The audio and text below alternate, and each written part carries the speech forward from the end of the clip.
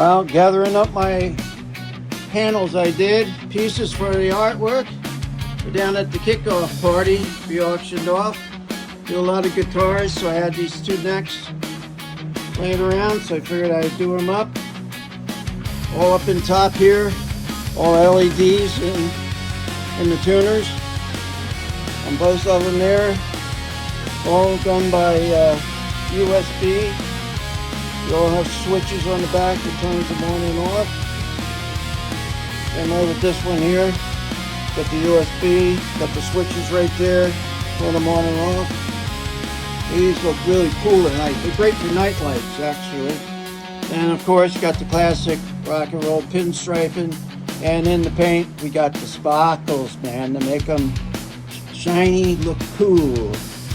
Next piece I have is, I got this peace sign, did a relic American flag across it. And of course, it's got LEDs in the back that change colors and stuff to whatever you want. This is a cool piece. It'll look nice hanging up. And then last, of course, you got to have the beer bucket here with some flamage and skulls,